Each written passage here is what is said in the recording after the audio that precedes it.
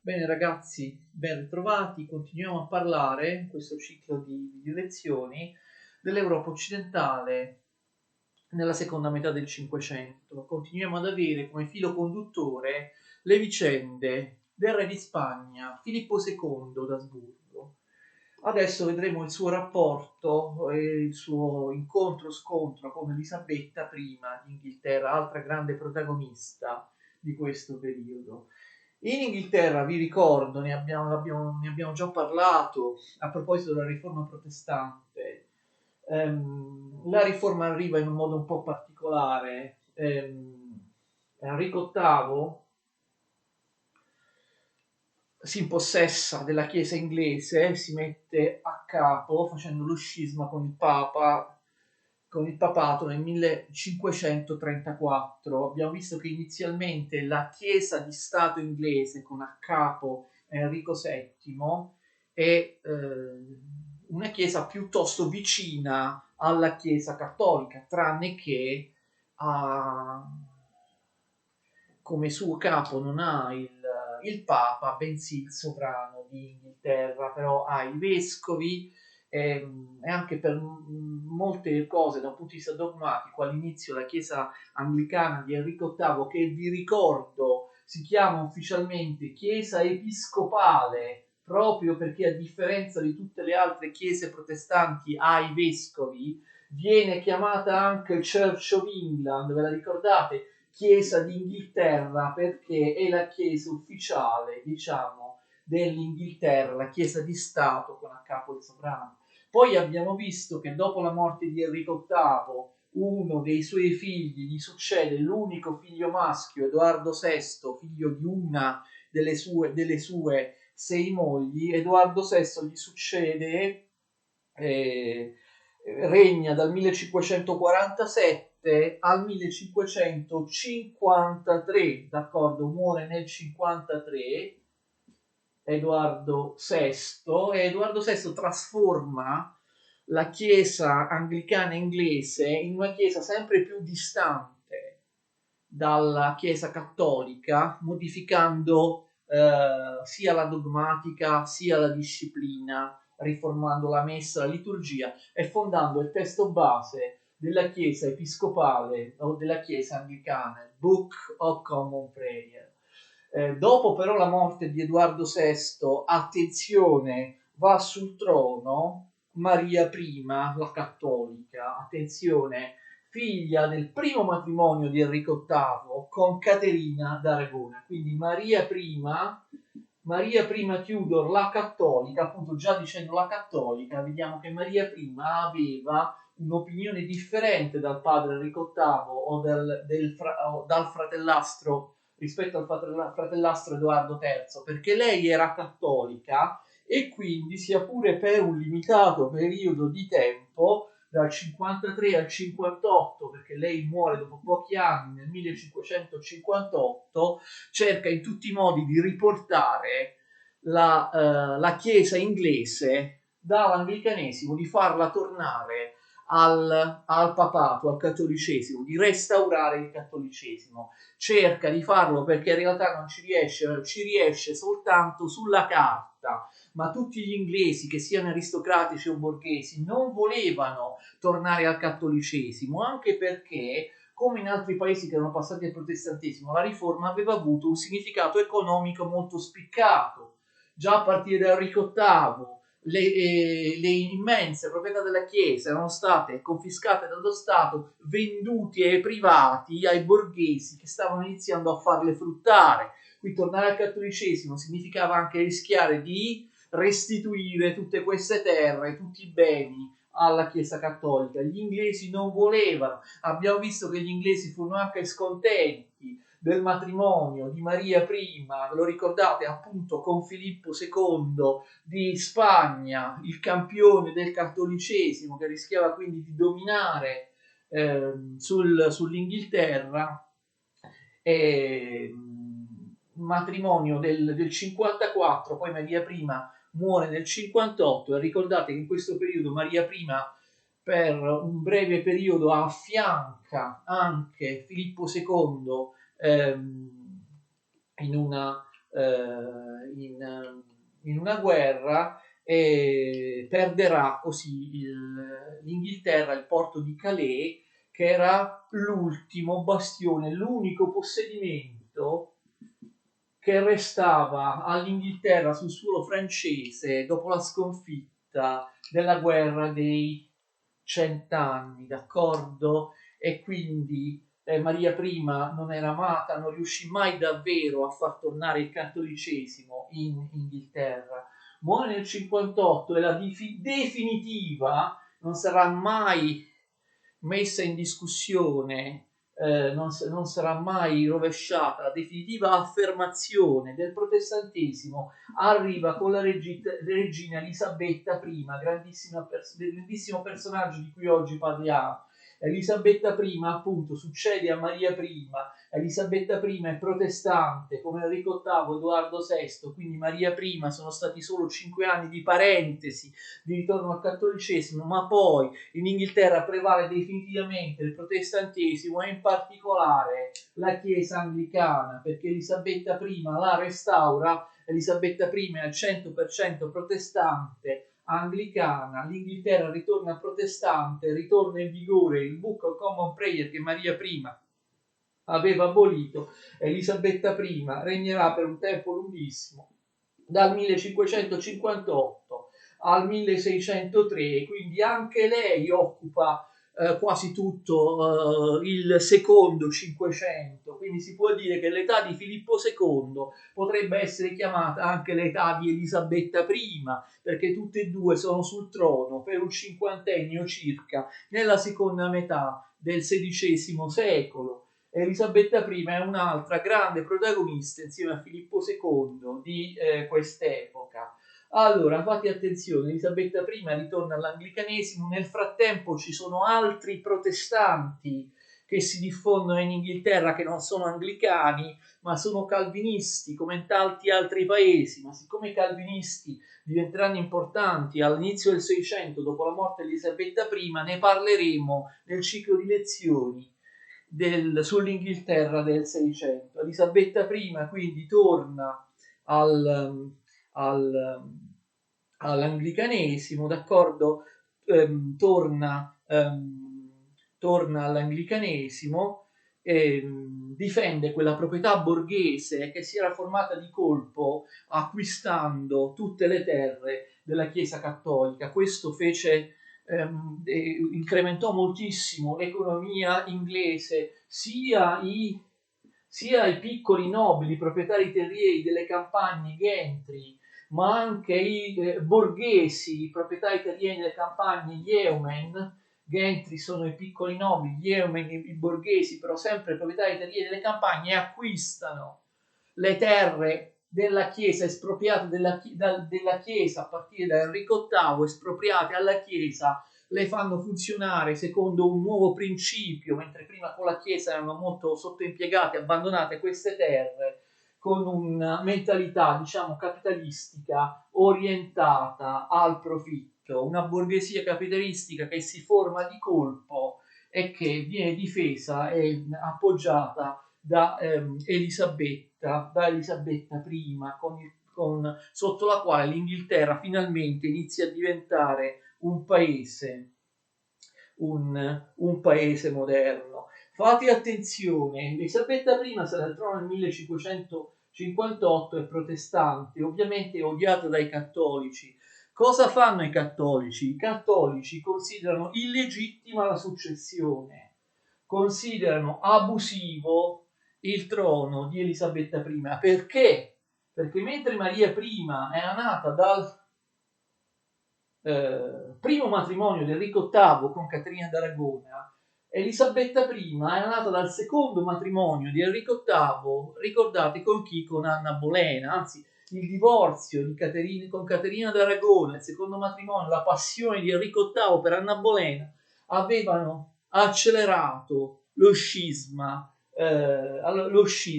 della Chiesa inglese da Roma. Ovviamente il Papa, ve lo ricordate, litigò con Enrico VIII perché non diede mai il consenso al divorzio dalla prima moglie Caterina d'Aragona. Quindi, secondo i cattolici, secondo il Papa, il matrimonio di Enrico VIII con Anna Bolena, non era valido, non era mai avvenuto, e quindi Elisabetta I, dal punto di vista dei cattolici, era figlia illegittima, era figlia del secondo matrimonio Enrico VIII, non riconosciuto dal Papa, e quindi non sarebbe dovuta salire al trono. Che cosa succede? Tutti i cattolici in Europa, compreso il Papa, che poi in seguito finirà addirittura per scomunicarlo, Elisabetta I, non accettarono la successione, d'accordo? Non accettarono la successione. A sorpresa, uno dei pochi cattolici che accetta la successione protestante Elisabetta I è proprio Filippo II, il quale Filippo II, che era già stato sposato con chi era venuto prima di lei sul trono d'Inghilterra, con Maria I, dopo la morte di Maria I, chiede in moglie la stessa Elisabetta, fa una proposta a Elisabetta di matrimonio. Elisabetta, come è noto, non si sposerà mai, non accetterà mai un marito, resterà nubile, quindi declina gentilmente la proposta di Filippo II, come declinerà tutte le altre proposte di matrimonio anche in seguito nella sua vita.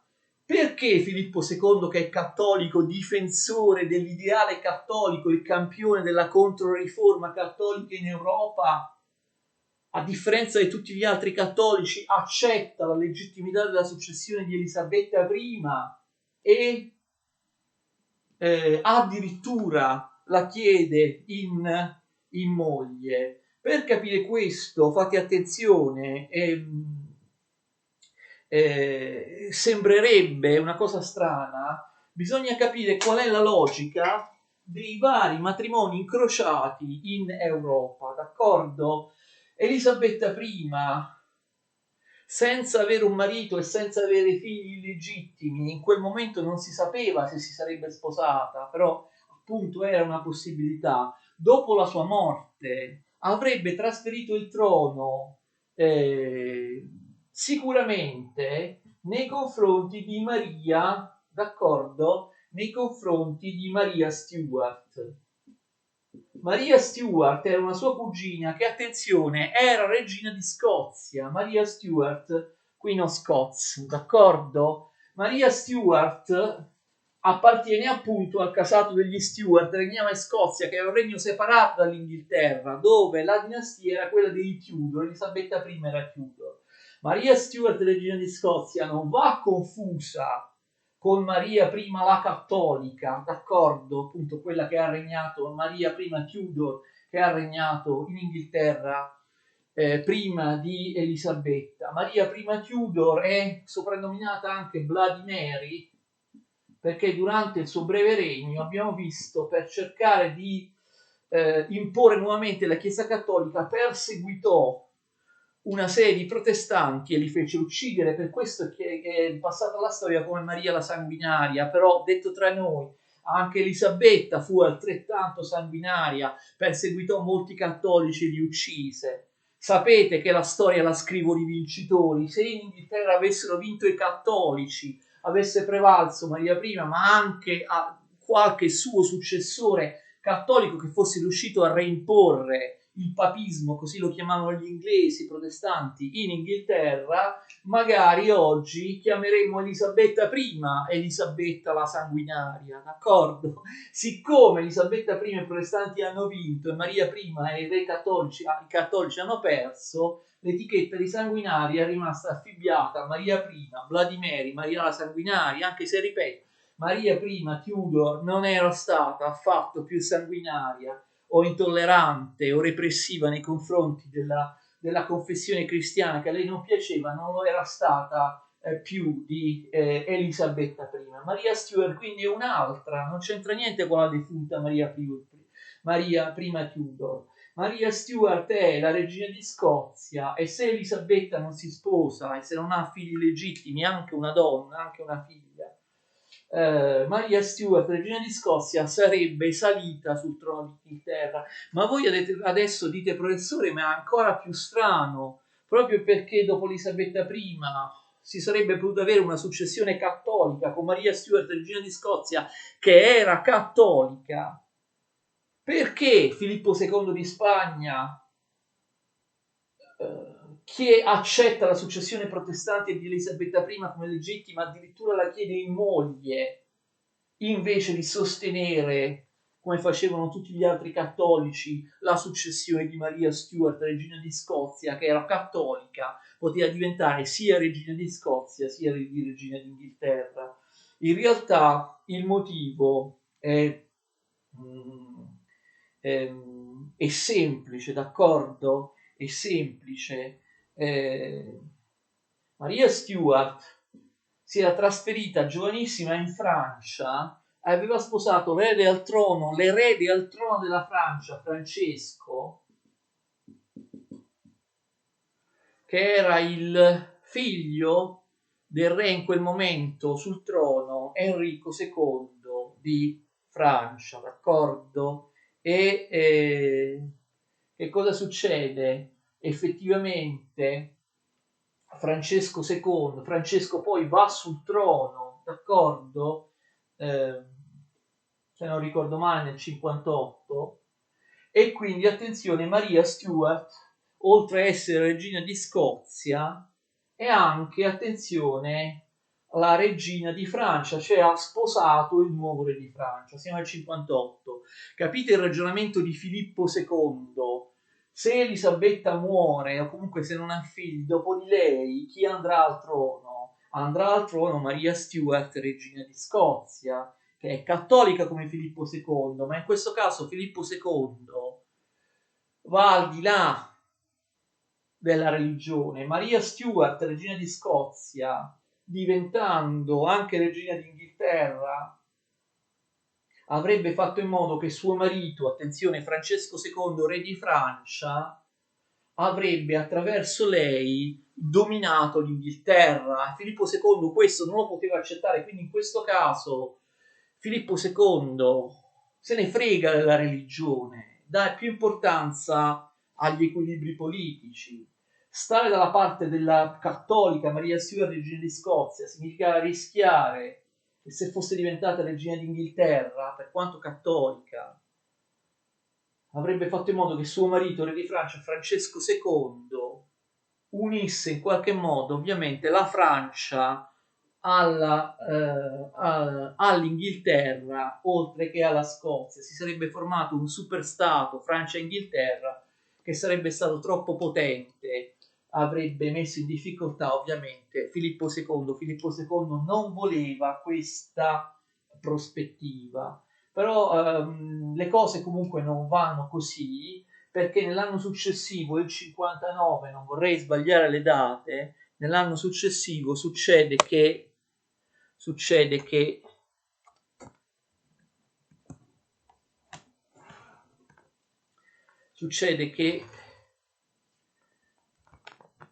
Francesco II muore, d'accordo? Il marito di Maria Scozia, il re di Francia, muore nel 59, quindi Maria Stuart è soltanto per un anno regina di Francia. Il re Francesco II, debole e malaticcio, suo marito, muore dopo solo un anno e lei se ne deve ritornare in Scozia. Spero di aver spiegato, insomma, perché Filippo II ha accettato Elisabetta I e le ha anche fatto una proposta di matrimonio. Quindi Maria, attenzione, Maria di Scozia abbandona la Francia perché suo marito il re è morto e torna nella natia Scozia. Lei, pur regina di Scozia, era stata lontana dalla Scozia per moltissimi anni. Vi ho detto, lei era di cultura e di formazione francese, essendo promessa all'erede al trono di Francia, ve l'ho detto, fu trasferita sin da bambina in Francia per essere educata secondo i modi francesi, quindi era proprio di cultura e formazione francese. Se ne torna in Scozia, dove riprende insomma il suo ruolo di regina, riprende davvero, prima era regina di Scozia ma viveva in Francia. Il problema è che nel frattempo, nel periodo della sua assenza, fino al 1559, è successo che le cose in Scozia sono cambiate moltissimo. In Scozia, come in tanti altri paesi europei, come non nelle Fiandre che abbiamo visto, il calvinismo si era diffuso rapidissimamente dal basso, senza il consenso del sovrano, o meglio della sovrana. Maria I era cattolica, ma non poté fare niente, anche perché stava in Francia, per evitare che la Scozia, da paese completamente cattolico che era, si trasformò in paese quasi completamente calvinista. Il Calvino, il Lutero scozzese, il Calvino scozzese si chiama John Knox, importantissimo riformatore, John Knox, riformatore protestante, che con la sua predicazione, insomma, fa sì che la Scozia diventi un paese a maggioranza calvinista. Quindi Maria torna in Scozia, ma si deve adattare al nuovo clima. I protestanti calvinisti, come tante volte abbiamo detto, come abbiamo spiegato nello specifico nelle lezioni riguardanti la riforma protestante, i calvinisti in generale in tutti i posti d'Europa non accettavano il sovrano assoluto. A differenza dei luterani, erano anti-assolutisti, favorevoli alla Repubblica, o quantomeno favorevoli al fatto che il sovrano dovesse dividere il potere con un'assemblea degli anziani, con una struttura di governo calvinista, con gli anziani e i pastori più importanti della Chiesa calvinista che governano insieme al sovrano. Infatti John Knox a Edimburgo, la capitale della Scozia, forma il presbiterio. Presbitero in greco letteralmente significa anziano. Il presbiterio che è appunto una sorta di piccolo Parlamento, una sorta di congresso, di piccolo Parlamento, di piccolo Parlamento che comprende i pastori calvinisti e gli anziani più apprezzati della comunità religiosa calvinista. Proprio per questo, attenzione, il calvinismo scozzese, la chiesa calvinista scozzese fondata da John Knox si chiama Chiesa Presbiteriana. I presbiteriani non sono altro che i calvinisti scozzesi, che i calvinisti in Scozia che prendono il nome di presbiteriani, perché a Edimburgo c'è il presbiterio, costituito ad immagine e somiglianza di quello che era stato formato a Ginevra da Calvino, che invece si chiamava concistoro, ma era la stessa cosa, un'assemblea di anziani e di pastori che pretendeva di governare affiancando il sovrano. A Ginevra era ancora più radicale perché è una repubblica e il concistore Calvino prese completamente il potere politico. Lì a Edimburgo il presbiterio si accontenta, si fa per dire, di dividere il potere politico con il sovrano. Quindi Maria I torna in Scozia e non può più governare da sovrana assoluta, deve scendere a compromessi con il presbiterio che non tanto la sopporta perché lei è cattolica. Come il concistoro di Calvino a Ginevra, il presbiterio di John Knox a Edimburgo si occupava soprattutto di questioni morali e di questioni private. Nel fanatismo calvinista l'idea era che bisognava condannare come reato anche certe espressioni della vita personale, della vita privata. La frequentazione della messa era obbligatoria, non ci si poteva vestire in un certo modo, scollacciato, considerato inaccettabile, immorale, non si potevano rappresentare certe cose a teatro, fare un certo tipo di musica, suonare gli strumenti,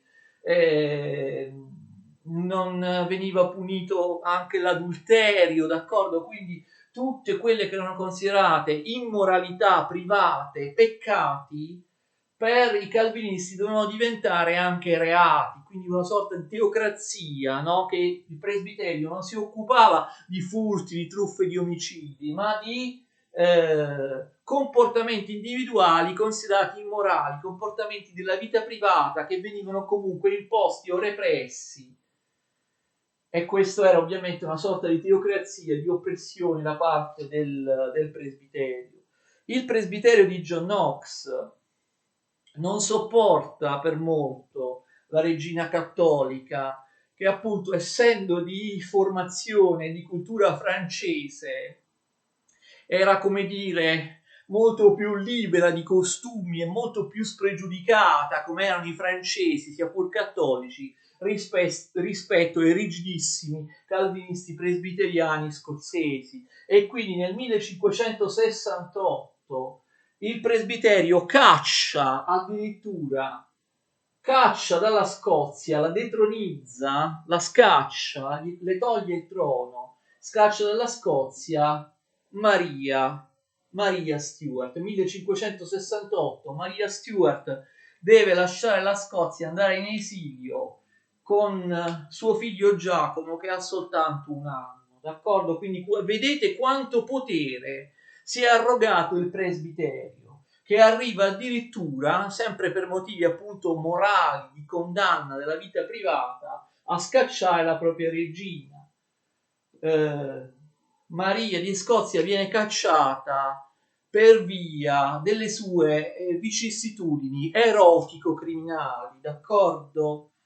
Per via dei suoi scandali erotico-criminali. Non vi dirò che cosa aveva combinato Maria I, regina di Scozia, Maria I Stuart, non se l'erano inventata, non era il presbiterio che si era inventate queste cose, che Maria I commise davvero delle cose molto discutibili che io chiamo appunto scandali erotico-criminali. Che cosa ha combinato? Quali sono questi scandali? Se volete, non ve lo dico nel dettaglio, se volete andate a vedere su Wikipedia o su qualunque altra cosa, se siete curiosi di vedere i delitti e le sconcezze di Maria I, regina di Scozia. Maria I quindi deve allontanarsi dalla Scozia. Dove si rifugia? Si rifugia in Inghilterra, dove al potere ovviamente sua sorella Elisabetta, per quanto Elisabetta sia protestante anglicana e lei è cattolica. Maria I ha sbagliato a chiedere asilo in Inghilterra a sua cugina Elisabetta I. Meglio avrebbe fatto a scegliere un altro paese, magari meglio avrebbe fatto se fosse tornata in Francia. Che cosa succede? Che non appena tornata in Inghilterra, Maria Stuart, regina di Scozia, ex regina di Scozia cacciata dal presbiterio, viene trattata sin dall'inizio da Elisabetta I come una prigioniera, d'accordo? E sarà prigioniera tutta la vita, certo una prigioniera di lusso, a cui veniva messo a disposizione un intero castello, che aveva molte persone che prendevano ordini da lei, segretari, amministratori, eccetera, poteva muoversi liberamente nel castello, poteva anche accogliere dei visitatori, scrivere, mandare delle lettere, riceverle, tuttavia una prigioniera. Elisabetta I la considera pericolosa e la tiene prigioniera. Perché questo? Perché in Inghilterra si era diffusa la paura del complotto cattolico. Già vi erano stati numerosi attentati alla vita di Elisabetta, protestante, da parte di fanatici cattolici, d'accordo? Voi capite forse il motivo. I cattolici odiavano Elisabetta che aveva restaurato il protestantesimo anglicano. Elisabetta, per motivi su cui gli storici ancora discutono, l'abbiamo detto, non volle mai prendere marito ed avere un erede legittimo al trono che appunto fosse protestante come lei. Ma i suoi ministri, i suoi consiglieri nobili cercarono in tutti i modi di spingerla a prendere marito e di avere un figlio legittimo successore protestante.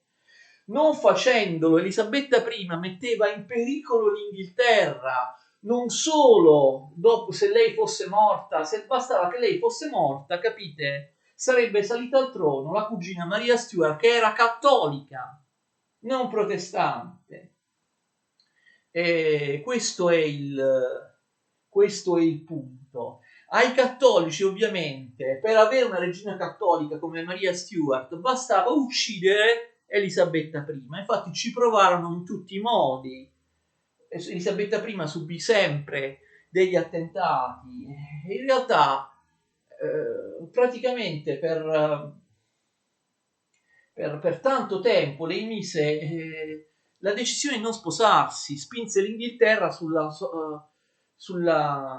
soglie della guerra civile, perché ai cattolici bastava ribellarsi, uccidere Elisabetta I, eliminarla, automaticamente avrebbero avuto la successione cattolica con Maria Stuart, capite, sul trono. Nonostante questo, Elisabetta si rifiuta di prendere marito e di fare un figlio o una figlia protestante che avrebbero ovviamente sbarrato la strada alla successione cattolica di Maria Stuart. Per motivi che noi non sappiamo, ma Elisabetta I non volle mai sposarsi e avere un figlio legittimo, contro l'interesse del suo stesso regno e della sua stessa fazione religiosa, i protestanti anglicani, perché secondo alcuni storici sarebbe stata una forma di protofemminismo. Lei non voleva un marito, era una donna forte, voleva comandare lei, non farsi comandare da un marito, per quanto la regina sarebbe rimasta sempre lei, il marito sarebbe stato un principe consorte. Secondo altri lei sapeva di non poter avere figli, come faceva, non lo so. Secondo altri si vergognava di avere rapporti con uomini perché aveva avuto il vaiolo e quindi la sua pelle era deturpata dalle cicatrici del vaiolo. Non sappiamo perché si rifiutò di prendere marito, secondo alcuni appunto perché non voleva avere rapporti con uomini, qualunque fosse il motivo per preferire questo comportamento, e lei sarebbe morta vergine, infatti è passata anche alla storia come regina vergine. Secondo molti altri storici invece Elisabetta I non era affatto vergine, non disdegnava i rapporti con gli uomini, ma aveva soltanto degli amanti che cambiava anche molto spesso e che anche per il loro rango sociale non potevano essere sposati da lei, non erano dei nobili abbastanza importanti. Pretendenti aristocratici arrivavano da tutta Europa, ma lei li considerò sempre degli stupidi, no? Il solito aristocratico imbecille, così via. Elisabetta I preferiva invece non gli aristocratici, ma gli uomini d'azione.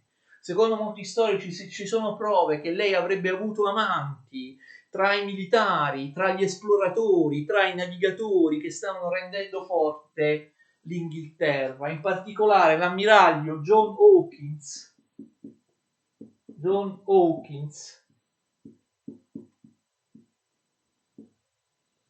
grande ammiraglio della flotta inglese, sarebbe stato uno degli amanti di Elisabetta. Insomma, lei non volle prendere marito, ma questo esponeva il trono inglese a complotti cattolici. Un anno dopo l'arrivo di Maria Stuart in Inghilterra, nel 1569, ci fu una rivolta cattolica gravissima nel nord dell'Inghilterra. Nelle regioni del nord dell'Inghilterra i cattolici erano rimasti in gran numero, anche adesso la maggior parte dei cattolici inglesi sono nelle regioni del nord, Yorkshire, Lancashire, eccetera. Questa rivolta cattolica del 1569 fu repressa con violenza. E quindi dopo di ciò si sviluppa ancora di più il timore di una congiura cattolica favorita dal Papa. Secondo molti, dietro la rivolta cattolica del nord dell'Inghilterra ci sarebbe stato il Papa, che infatti non a caso subito dopo scomunica Elisabetta, perché Elisabetta per reazione perseguitò e mise a morte molti cattolici. Secondo altri, dietro il complotto cattolico ci sarebbe stata Maria Stuart prigioniera. Non necessariamente Maria Stuart sarebbe stata parte del complotto, però capite, Maria Stuart per la sua stessa esistenza in vita, per il fatto stesso di rappresentare l'erede cattolica automatica in caso di morte di Elisabetta I, e poi per il fatto di essere protestante, quindi diviene una vittima agli occhi, al fatto di essere, scusate, cattolica, di essere prigioniera, quindi per questo stesso fatto diventa una vittima agli occhi dei cattolici, diventa un simbolo dei cattolici, Maria Stuart, un simbolo dei cattolici di tutta Europa, esaltata dal Papa, un simbolo fortemente antiprotestante. Il fatto stesso che lei fosse in vita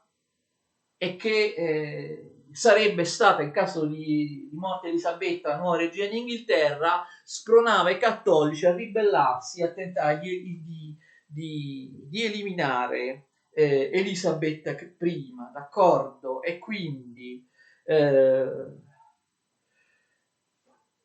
comunque sotto Elisabetta I l'Inghilterra stava diventando una potenza, un paese importante, mentre prima era un paese che non contava niente. Filippo II ben presto se ne accorge insieme a tutti gli altri.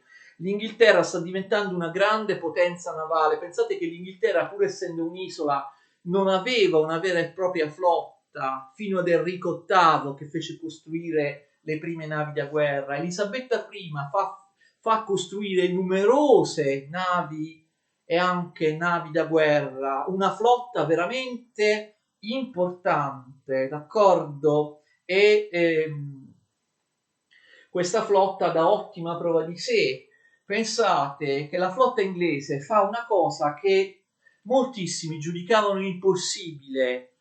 Supera la Scandinavia doppiando Capo Nord. Capite cosa fa? Quasi al Polo Nord. Delle navi inglesi superano il Capo Nord, il punto più a nord della Scandinavia, e vanno dall'altra parte. Dall'altra parte c'è il Mar Bianco, ovvero la Russia, e il porto vicino al Polo Nord della città di Arcangelo in Russia. Quindi addirittura la flotta inglese di Elisabetta I stabilisce attraverso questa strada lucrosi rapporti commerciali per via navale con lo zar di Russia. Addirittura la flotta inglese si fa vedere anche nel Mediterraneo e questo dà molto fastidio a Filippo II. La flotta inglese ormai solca tutti i mari del nord, nell'Atlantico. Abbiamo già visto che l'Inghilterra pratica la pirateria. Abbiamo già visto che le navi pirata inglesi aiutano, ve le ricordate, le navi pirate di Amsterdam, dei ribelli olandesi, dei ribelli delle Fiandre. Elisabetta I prende anche a casa sua, prende come esuli, come rifugiati in Inghilterra molti degli insorti delle Fiandre, li aiuta, anche se formalmente dice no, io non ne so niente delle navi pirata, ma ovviamente non è vero, è lei che le finanzia. E quindi Filippo II si pente di aver accettato la successione di Elisabetta I e di averla chiesta in moglie. Lui lo aveva fatto anche perché sottovalutava la potenza inglese, perché pensava che in fondo, pur essendoci una regina protestante, l'Inghilterra era un paese debole che non contava assolutamente niente, d'accordo? E invece l'Inghilterra, dal nulla che era, in pochi decenni, con l'oculata e spregiudicata politica di Elisabetta, l'Inghilterra si avvia a diventare una grande potenza. L'Inghilterra usa la pirateria anche nell'Atlantico, d'accordo? Personaggi come Francis Drake, un altro grande uomo d'azione molto apprezzato da Elisabetta I. Francis Drake e la sua flotta, come molte altre flotte di pirati, Francis Drake attacca i galeoni spagnoli, li affonda, li rapina, d'accordo? Li attacca, li depreda in tutti i punti del mondo, nell'Atlantico, in America, dappertutto. I pirati inglesi assaltano le navi spagnole di Filippo II. Francis Drake, tra l'altro, fece la traversata del mondo, il giro del mondo per secondo, seguendo la stessa strada di Magellano, d'accordo? Passando nello stretto di Magellano. Quindi una potenza navale che dà fastidio a tutti, e all'improvviso ci si accorge che l'Inghilterra è molto forte sui mari. L'Inghilterra iniziano quella sua politica del controllo dei mari che sarà sempre alla base della sua forza, della sua potenza. Navi inglesi entrano anche nel commercio degli schiavi. L'Inghilterra, a differenza della Spagna che non riuscì mai a fare commercio degli schiavi, l'Inghilterra conquista alcune basi nel Golfo di Guinea in Africa, non sono più soltanto, quasi soltanto i portoghesi da quel momento in poi a portare gli schiavi neri purtroppo dal Golfo di Guinea, dall'Africa fino alle Antille, fino alle Americhe. Adesso all'interno della tratta degli schiavi entra anche l'Inghilterra che si arricchisce moltissimo. Questo avviene negli anni 60 del Cinquecento, quando già si manifesta pienamente la potenza della flotta inglese. Sarà proprio, l'ho cancellato, l'ho scritto prima, e l'ammiraglio John Hawkins a porre le basi della tratta degli schiavi, del lucroso traffico negriero dell'Inghilterra, che potentemente si inserisce in questo traffico ancora prima di quanto faranno, vi ricordate, gli olandesi subito dopo, ne abbiamo già parlato. L'Inghilterra cerca anche di costituire delle proprie colonie in Nord America, nell'attuale Stati Uniti, però non ce la fa perché i coloni vengono sempre uccisi e massacrati dagli indiani pellirosse, dai nativi americani. È presto per le colonie in Nord America. Le prime colonie inglesi negli attuali Stati Uniti in Nord America saranno istituite, saranno fondate solo all'inizio del Seicento, dopo la morte di Elisabetta I. Tuttavia anche Elisabetta I ci aveva provato, d'accordo? Quindi enorme ascesa della flotta inglese. Le navi sono costruite molto bene, i cannoni d'artiglieria è molto buona, e questo significa che c'è una perizia tecnica, tecnologica nell'industria inglese, anche nella fabbricazione eh, delle armi, d'accordo? Ma non solo, succede che anche da un punto di vista economico, nell'agricoltura, nella manifattura, l'Inghilterra sotto Elisabetta I diventa un paese molto più potente di quello che era prima. E,